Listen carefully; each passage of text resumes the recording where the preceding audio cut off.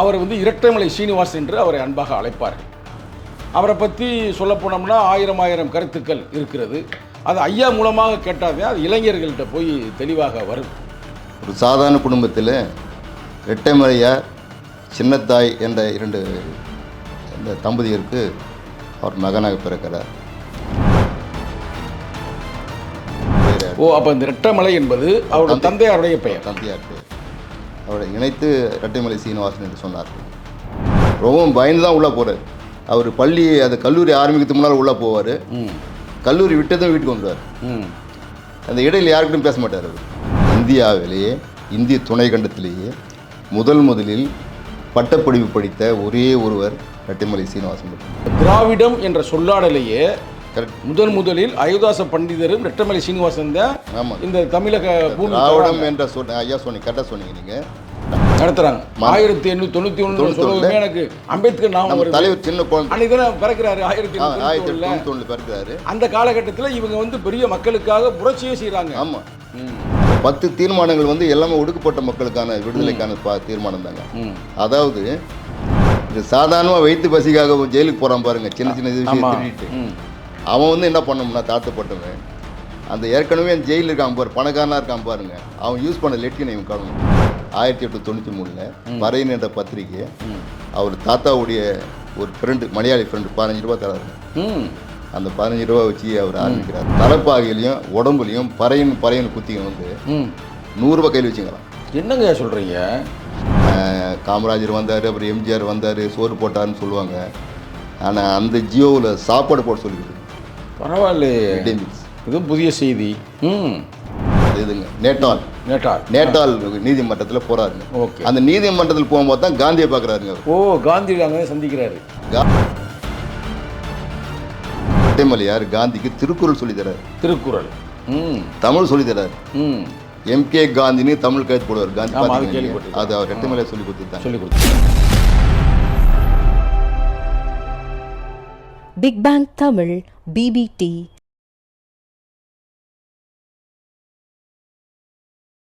பெருவெடிப்பு தமிழ் நேயர்களுக்கு வணக்கம். இன்று நமது அமர்வில் தலித்திய சிந்தனையாளர், விடுதலை சிறுத்தைகள் கட்சியுடைய மூத்த முக்கியமான ஒரு தலைவர் இன்று நம் அரங்கத்திற்கு வந்திருக்கிறார். இன்றைய அரங்கில் இரட்டைமலை சீனிவாசனை பற்றி கருத்துக்களை நம்மளோடு பகிர்ந்து கொள்ள நாங்கள் அன்போடு அழைத்திருக்கிறோம். ஏனென்றால் இரட்டைமலை சீனிவாசனை பற்றிய கருத்துக்கள் எல்லாம், அவருடைய வாழ்வியலை பற்றியெல்லாம் இன்றைய இளைஞர்களுக்கு கொண்டு செல்ல வேண்டும் என்ற ஒரே எண்ணத்தில் அதை யாரால் சொல்ல முடியும், யார் அந்த கருத்துக்களை முழுமையாக உள்வாங்கியிருக்கிறார் என்று பார்த்த பொழுது ஐயா அவர்கள் தான் எங்களுக்கு நினைவுக்கு வந்தது. அந்த வகையில் ஐயா அவர்களை அரங்கத்திற்கு அன்போடு அழைக்கின்றோம். வணக்கம் ஐயா அவர்களுக்கு வணக்கம். ஜெய்பி. ஐயா, இன்று வந்து 7ஆம் தேதியா, ஜூலை 7 என்பது இரட்டைமலை சீனிவாசன் ஐயாவுடைய பிறந்த நாள். 160. ஆமாம், 1859 பிறந்திருக்கிறார். ஜூலை மாதம் 7ஆம் தேதி. அவர் வந்து இரட்டைமலை சீனிவாசன் என்று அவரை அன்பாக அழைப்பார்கள். அவரை பற்றி சொல்லப்போனோம்னா ஆயிரம் கருத்துக்கள் இருக்கிறது. அது ஐயா மூலமாக கேட்டாதே அது இளைஞர்கள்ட்ட போய் தெளிவாக வரும்.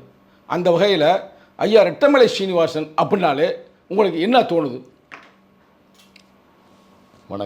வணக்கம் ஐயா. நம்முடைய தலைவர் மாவீரன் இரட்டைமலையார் அவர்களுடைய 165ஆம் ஆண்டு பிறந்தநாள் வாழ்த்துக்கள். வாழ்த்துக்கள். நமது தலைவர் மாவீரன் இரட்டைமலையார் அவர்கள் ஒரு சாதாரண குடும்பத்தில் மதுராந்தகம் வட்டத்தில் இருக்கின்ற கோழியாளம் என்ற கிராமத்தில் ஒரு சின்ன குடிசையில் ஒரு சாதாரண குடும்பத்தில் இரட்டைமலையார் சின்னத்தாய் என்ற இரண்டு இந்த தம்பதியருக்கு அவர் மகனாக பிறக்கிறார். மிகவும் வறுமையான குடும்பமாக இருந்த காரணத்தினால அந்த குடும்பம் தஞ்சாவூரை நோக்கி இடம்பெயர்கிறது.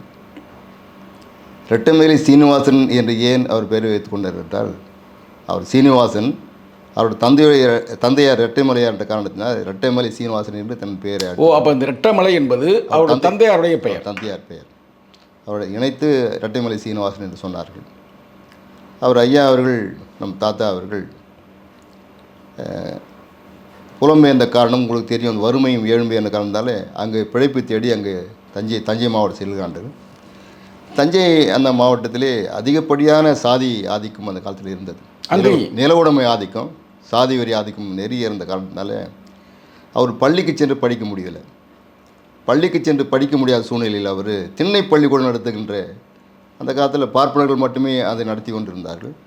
திண்ணை பள்ளிக்கூடம் நடத்துகின்ற அந்த பள்ளிக்கூடத்தில் ஓரத்தில் உட்கார்ந்து கேள்வி ஞானத்திலும் பெற்று அவர் அந்த எலிமெண்ட்ரி ஸ்கூல் சொல்லுமே அந்த படிப்பு முடித்து விட்டு அவர் அங்கே அந்த கல்லூரி படிப்புக்காக எங்கே போகிறான்னு சொன்னால் அவர் கோயம்புத்தூர் போகிறார்.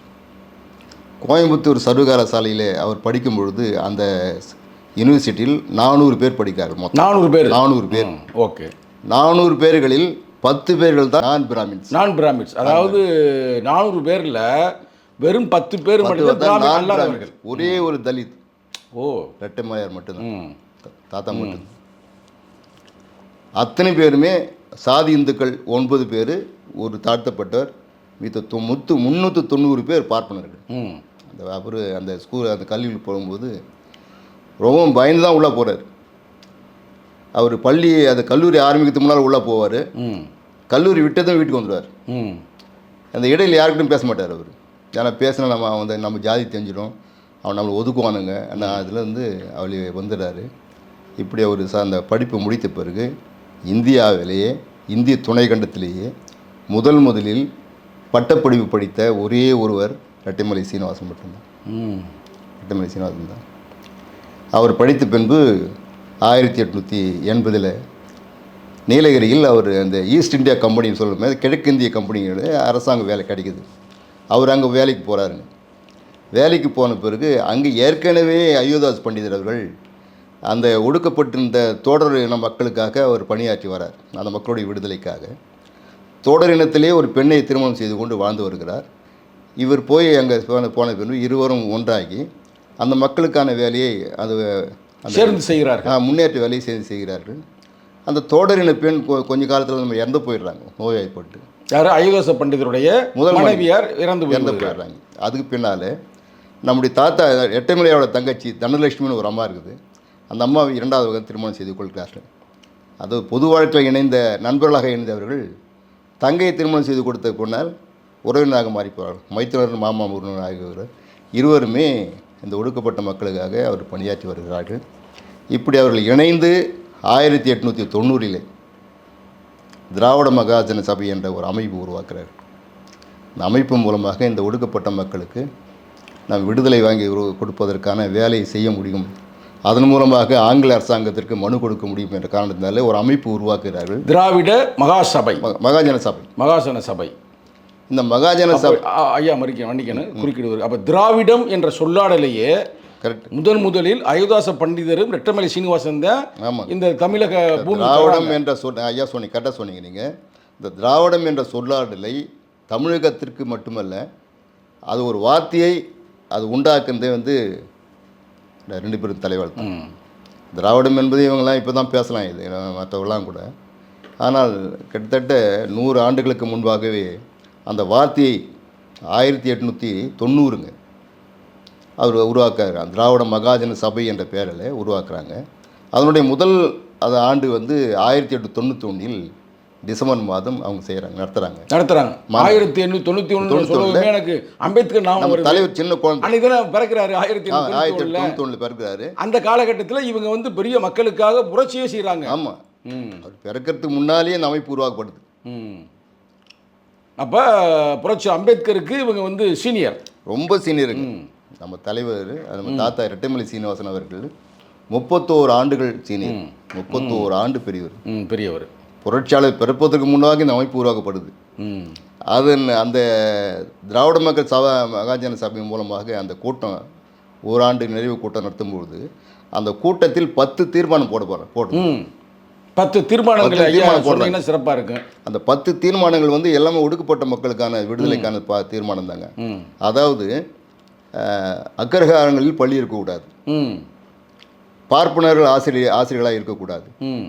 2வது தாழ்த்தப்பட்ட மாணவர்கள் படிக்கின்ற அந்த மாணவர்கள் படித்த முடித்த பின்பு மேற்படிப்புக்கு அரசாங்கம் நிதி உதவி அளிக்கணும். அது ம் அது அடுத்தபடியாக படித்து வெற்றி பெற்ற, அதாவது அவர்கள் வெற்றி பெற்ற மாணவர்கள், தாழ்த்தப்பட்ட மாணவர்களுக்கு அரசாங்க உத்தியோகம் கொடுக்கணும். வேலைவாய்ப்பு இடஒதுக்கீடை வந்து அப்பயே பேசியிருக்கிறாங்க. ஆமாம், வேலைவாய்ப்பு கொடுக்கணும், இந்த இடஒதுக்கீடு கொடுக்கணும். எந்த விதமான அடிப்படையான எந்த கிரிட்டீரியா, அதாவது எந்த அடிப்படையான காரணங்கள் எதுவுமே இருக்கக்கூடாது. அந்த குவாலிட்டி இந்த குவாலிட்டி எதுவும் பார்க்காம பாஸ் பண்ணால் அவனுக்கு வேலை கொடுக்கணும். அருமை. ரெண்டாவதுங்க ஒரு முக்கியமான விஷயங்க, அப்போ ஒரு ஜெயில் மேனுவல் ஒன்று இருக்குதுங்க, சிறைச்சாலை சட்டம்னு ஒன்று இருக்குதுங்க. அந்த சிறைச்சாலை சட்டத்தில் 1வது விதியில் 464 என்ற அந்த செக்ஷனில் பார்த்தீங்கன்னு சொன்னால் ஒரு விதி என்னன்னு சொன்னால், அந்த பணக்காரங்கள்லாம் ஏமாற்றிட்டு இல்லை அதை மோசடி பண்ணிவிட்டு இல்லை வேறு எதனா பண்ணிவிட்டு கையாளல் பண்ணிட்டு இல்லை பெரிய பெரிய அளவில் அவங்க தப்பு பண்ணிட்டு ஜெயிலுக்கு போயிருப்பாங்க. ஆனால் ஒரு தாழ்த்தப்பட்டவன் என்ன பண்ணுவான்னா, பசிக்கு வெளியே போகும்போது வயல்வெளியில் வேர்க்கல்லையோ கம்பு எதனா சாப்பிட்டு அவன் என்ன பண்ணுவான், அவனை போலீஸ் பிடிச்சி உள்ளே போட்டு இந்த சாதாரணமாக வயிற்று பசிக்காக ஜெயிலுக்கு போகிறான் பாருங்கள், சின்ன சின்ன விஷயம் திருடிட்டு. அவன் வந்து என்ன பண்ணோம்னா, தாழ்த்தப்பட்டவன் அந்த ஏற்கனவே ஜெயிலில் இருக்கான் பாரு, பணக்காரனாக இருக்கான் பாருங்க, அவன் யூஸ் பண்ண லெட்டினை இவன் கழுவணும். அது சரி, அவன் யூஸ் பண்ண லெட்டினை கழுவணும்னு சொல்லி ஒரு மேனுவல் இருக்குதுங்க, ஜெயில் மேனுவல் இருக்குதுங்க. அந்த மேனுவலை ஒழிக்க வேண்டும் என்று அவர் அந்த காலத்தில் தீர்மானம் போடுறாரு. அதுக்கான தீர்மானம் போடுறாரு. அதே மாதிரி வந்து படித்து முடித்த பிறகு அந்த மாணவர்களுக்கு கிராமத்து நிர்வாக அதிகாரியாகவும் விஓ மாதிரியும் இதை கணக்கு பிள்ளை மாதிரியும் ஒரு எங்களுக்கு போஸ்டிங் வேணும்னு சொல்லி அந்த காலத்தில் கேட்டிருக்காங்க.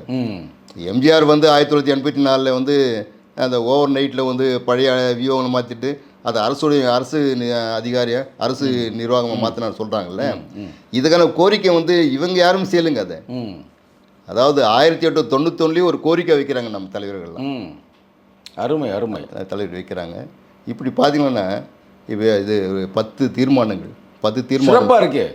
இடஒதுக்கீடு வந்து பின்காலத்தில் வரப்பட்டது. ஆனால் அதற்கு வந்து ஒரு அச்சாரமாக, அதற்கு வந்து ஒரு மைய புள்ளியாக ஐயா ரெட்டமலை சீனிவாசனும் அயோத்திதாச பண்டிதரும் இருக்காங்க, பணியாற்றி இருக்காங்க. இது வந்து தீர்மானத்தை போட்டு காங்கிரஸ் கட்சியினுடைய அந்த தலைமைக்கும் இஸ்லாமிய கட்சி முஸ்லீம் லீக் கட்சிக்கும் அனுப்பி வைக்கிறாங்க. அவங்க அதை பற்றி அது எந்த கணக்கில் எடுத்துக்கலாங்க, அதுக்கான பதிலும் வரல. அதை பற்றி நம்ம தலைவரும் கவலைப்படல. நம்ம யாரையும் நம்பிடக்கூடாது, நம்முடைய மக்களை விடுதலைக்கு நாம் தான் போராடணுன்ற ஒரு முடிவுக்கு வந்து அவங்க போராட ஆரம்பிக்கிறாங்க. அதனால் வந்து நம்ம தலைவர் வந்து என்ன பண்ணுறாங்கன்னு சொன்னால், இந்த மக்களை விழிப்புணர்வு பண்ணுறதுக்கு நம்ம என்ன பண்ணணும்னு சொன்னால், இந்த மக்களுடைய வரலாறு நமக்கு தெரிஞ்சாகணும். இந்த வரலாறு தெரிஞ்சுக்க என்ன பண்ணுறாரு ரெட்டமலையார், சவுத்து நோக்கி தெற்கு நோக்கி பயணம் ஆகிறார். ரயில் பயணமாகவும் அவருக்கு மேரேஜ் ஆயிடுச்சுங்க. 1883 ஆகுதுங்க மேரேஜ் ஆகிடுதுங்க. அந்த கல்யாணம் ஆன கொடுங்க அதை விட்டுட்டு அவருக்கு அந்த பொது வாழ்க்கையில் ஒடுக்கப்பட்ட மக்களுடைய வரலாறு தெரிஞ்சுக்கிறதுல ரொம்ப ஈடுபாடுங்க அவருக்கு. அதெல்லாம் தெற்கு நோக்கி பயணமாகி போகிறார், ரயிலில் போகிறாரு, ரயிலேருந்து கால்நடையாக போகிறாரு, போயிட்டு எல்லா ஊர்லேயும் பார்க்குறாருங்க. அப்படி போய் பார்க்கும்போது தான் அந்த கோயிலெலாம் கட்டிட்டாங்க பாருங்கள், சிதம்பரம், ஆமாம், திருவாரூர், அப்புறம் வந்து தஞ்சாவூர், அந்த கோயில் பிரிவிடை மருதுன்னு பேருங்க அந்த இதுங்க. அதில் எல்லாருமே தாழ்த்தப்பட்டவங்க அவங்கெல்லாம். அது சாம்பவர்கள் இருந்த அந்த பெரிய ஆளுங்க, அந்த செத்துப்போன அந்த சுடுகாடு இருக்குங்கள்ல, அந்த சுடுகாட்டு மேல் கட்டப்பட்ட அந்த இதுதான் அது. அதுதான் பிற்காலத்தில் கோயிலாக சொல்கிறாங்க. அதை தாழ்த்தப்பட்ட மக்களாக இருந்த தலைவர்களாக இருந்த பிரிவிடை மருதன் ஒருத்தர் வந்து அதான் அந்த பிரகதீஸ்வரன் சொல்கிறாங்க. அது வந்து பிரிவிடை அது பேர், அது சாம்பவன், பிரிவிடை சாம்பவன்றாங்க. அவர் எந்த போய் அந்த சுடுகாடு தாங்க அது. இப்போ இருக்கிற அந்த பெரிய கோயில் வந்து ஒரு சாம்பவான் சமூகத்தை சார்ந்தவர் வந்து இறந்து போன சுடுகாட்டு மேலே தான் கட்டியிருக்கிறாங்க. மேலே கட்டின கோயில் இது யார் ஐயா ரெட்டமலை சீனிவாசன் சொல்கிறாரு. அவர் கண்டுபிடிச்சு சொல்கிறாரு. வரலாறுலாம் சொல்கிறாருங்க. இந்த சமுதாயம் வந்து சாதாரண சமுதாயம் கிடையாது, இந்த நாடாண்டு சமுதாயம் மிக அறிவாளி சமுதாயம். நீ சொல்கிறது கரெக்டு தாயா. அவரே வந்து பயங்கரம். இப்போ தான் நம்ம கோட் ஷூட்லாம் இப்போ நம்ம பார்க்குறோம், புரட்சி அம்பேத்கருக்கு பிறகு பார்க்குறோம். அவர் அந்த காலத்தில் கோட் ஷூட்லாம் மாட்டி தலையில் ஒரு இது மாதிரி வச்சு பயங்கரமான இருக்கிறாங்க ரெண்டு பேருமே. மிகச்சிறந்த ஒரு அறிவாளியாக, அறிவாளிகளால் அந்த ஒரு பார்க்கறதுக்கு இதாக இருக்கிறாங்க. அப்புறம் வந்து திவான் பகதூர் அப்படிலாம் சொல்கிறாங்க இல்லையா, அது பட்டங்க, அது அவருக்கு கொடுக்குற பட்டங்க சொல்கிறாங்க, கொடுத்துருக்குறாங்க. திவான் பகதூர் அதெல்லாம் பட்டங்க. அது அவர் 4 பட்டம் கொடுக்குறாங்க.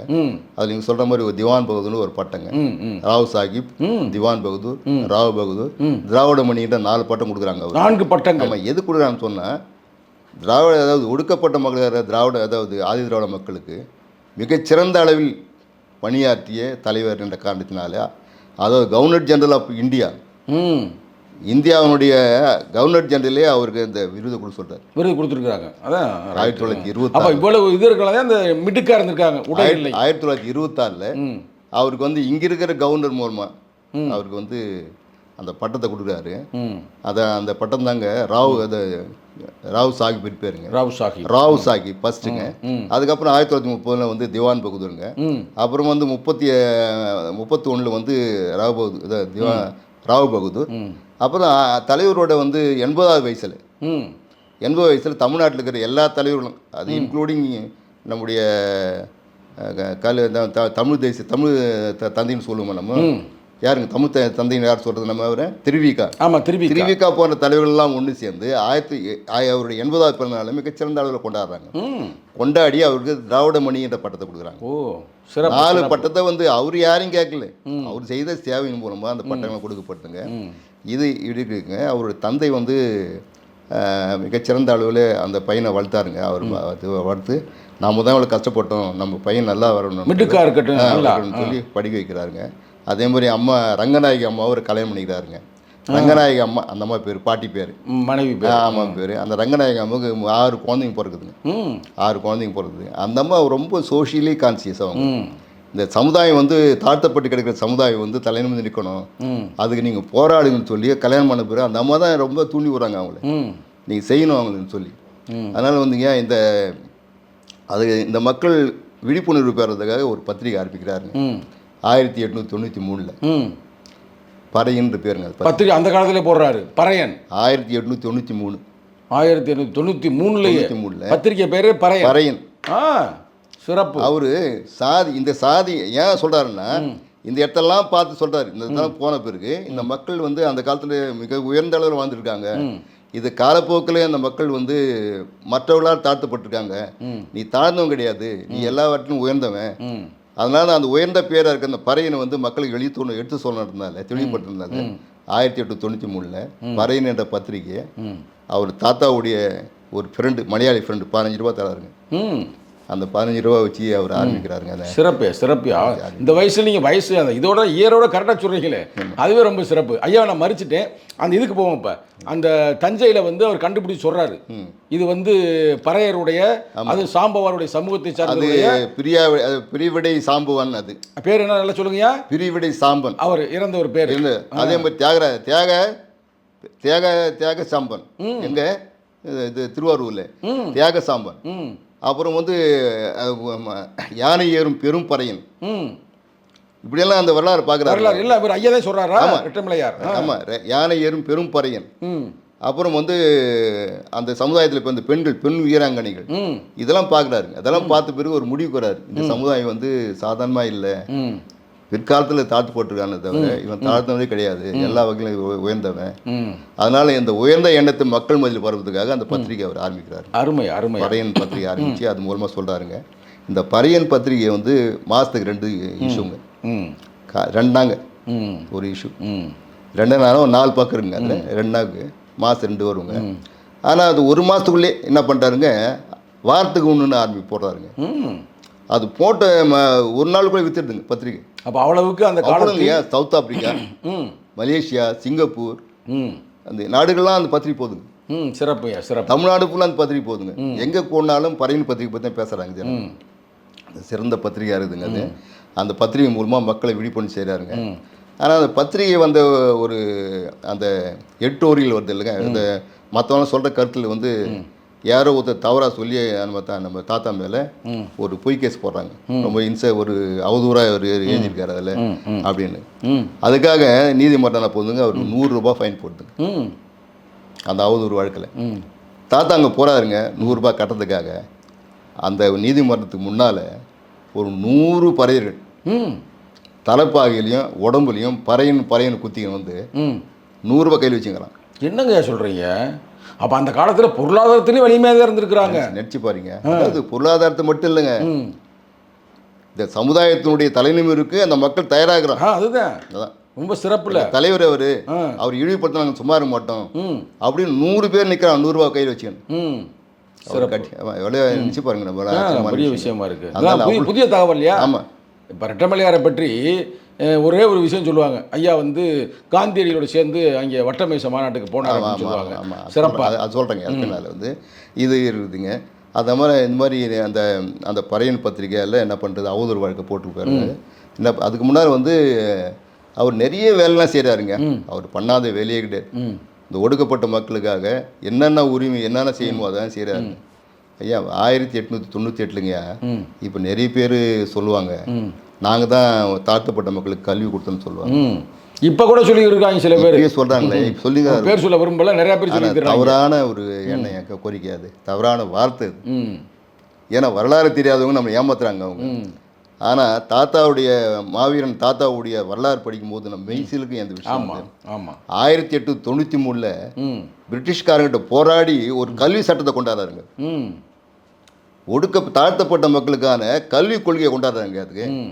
அதுக்கு வந்து ரெட்டைமலை சீனிவாசன் சாசனம்னே பேர். அதுக்கு நம்முடைய தாத்தா மாவீரன் ரெட்டைமலை சீனிவாசன் அவருடைய மனைவி ரங்கநாயகி அம்மா அவர்களுடைய வற்புறுத்தலின் பேரில் தூண்டுதலின் பேரில் 21 ஆண்டுகள் பூந்தமல்லி தொகுதியிலிருந்து மேல் சபைக்கு அனுப்பப்பட்ட தாத்தா அவர்களிடம் ஒடுக்கப்பட்ட மக்கள் காலங்காலமாக பொது தெருவில் நடக்க முடியவில்லை, பொது குளத்திலும் கிணத்திலும் தண்ணீர் எடுத்து கொடுக்கவில்லை, அரசாங்க சொந்தமான பொது கட்டிடங்கள் நுழைய முடியவில்லை, இவர்கள் அங்கு செல்வதற்கான உரிமையை நீங்கள் ஏன் கேட்கக்கூடாது என்று நம்முடைய அம்மா அவர்கள் கேட்டபோது அதன் அடிப்படையிலே நம்ம தாத்தா ரெட்டைமலை சீனிவாசன் அவர்கள் 1924ஆம் ஆண்டு ஒரு கோரிக்கையை சட்டமன்றத்தில் வைக்கிறார்கள். அதன் அடிப்படையிலே 1925ஆம் ஆண்டு ஒரு ஜிஓ ஒன்று பிறப்பிக்கப்படுகின்றது. அந்த ஜிஓவுடைய எண் வந்து 2666.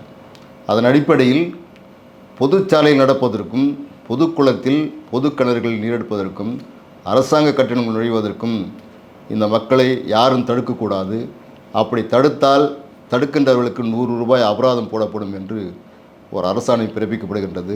அதன் அடிப்படையில் தான் இன்றைக்கு பொதுமக்கள் பொதுச்சாலை நடக்கிறார்கள்.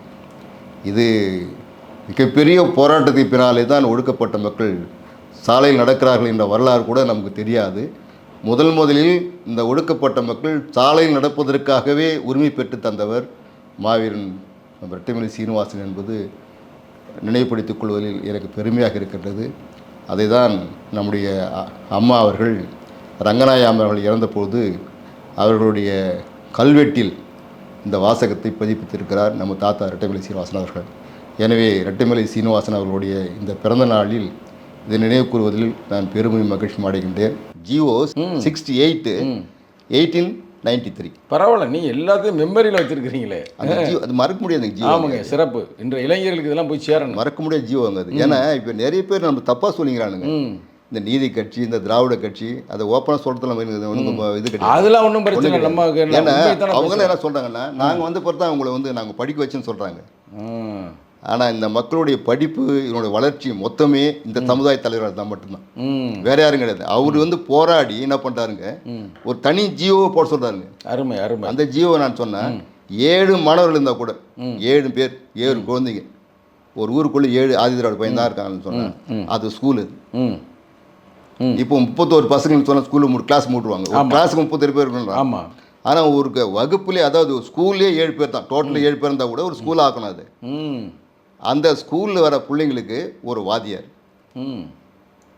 இன்னொரு விஷயம், முக்கியமான விஷயம், நிறைய பேர் சொல்லுவாங்க நாங்கள் காமராஜர் வந்தார், அப்புறம் எம்ஜிஆர் வந்தார், சோறு போட்டார்னு சொல்லுவாங்க. ஆனால் அந்த ஜியோவில் சாப்பாடு போட சொல்லிக்கிறதுங்க. பரவாயில்ல, மிட் டே மீல்ஸ். இதுவும் புதிய செய்தி. பள்ளிக்கு வர குழந்தைங்களுக்கு மதிய உணவு போட சொல்லிக்கிறதுங்க. ஏன் தெரியுங்களா? சாப்பாடு இல்லாமல் படிக்க மாட்டான் அவன். ஆமாம். ரெண்டாவது இன்னொரு முக்கியமான விஷயங்க, அந்த பிள்ளைங்களும் மட்டும் சாப்பிட கிடையாது, அவங்க அப்பா அம்மாவுக்கு சோறு போடுங்க ஜியோ வரும். என்னங்க சொல்கிறீங்க? ஆமாங்கய்யா. ஏன்னா அவங்க அப்பா அம்மாவுக்கு சோறு போடணும்னு சொன்னால் திருப்பி அவன் வந்து மாடு போய் கூட்டுருவான். அவங்க அப்பா அம்மாவுக்கு சோறு வரத்துக்கு ரெட்டியார் வீட்டில் நாயுடு வீட்டில் வேலைக்கு வைப்பாங்க. நிலச்சி வந்தார் வீட்டில் ஏன் வேலைக்கு வச்சான்னு சொன்னால் ஏதாச்சும் கொண்டாடுறான் பிழைக்கலான்றது தான் அது காரணமே. ஆனால் இவன் ஸ்கூலுக்கு போய்ட்டு அவன் அந்த பிரச்சனை தேராது. அதனால் சிறப்பாக இவர் கோரிக்கை வைக்கிறாருங்க, பிள்ளைங்களுக்கு சோறு போடுங்க, அதே நேரத்தில் தாய் தந்தைக்கு சோறு போடுங்க. சிறப்பு. நீங்கள் தாய் தந்தைக்கு சோறு போடணும்னு சொன்னால் அந்த பசங்களை ஸ்கூல் விட்டு திருவானுங்க அப்படின்னு சொல்லி அது மாதிரி அந்த அந்த அந்த மறக்க முடியாது ஏன் ரொம்ப சிறப்புயா. அதாவது ஒடுக்கப்பட்ட மக்கள், அதாவது பறையர்கள் வரலாற்றில் அந்த எஜுகேஷன் ரூல் 68/1893 அது மறக்க முடியாது. நம்ம ஒரு வரலாற்று நிகழ்வு, வரலாற்று செய்தி. அதுக்கு பேர் வந்துங்க ரெட்டைமலை சீனிவாசன் சாசனம்னு பேருங்க அது. அந்த சட்டத்தை கொண்டாந்தாருங்க. அதனால் வந்து மக்கள்லாம் படித்தாங்க.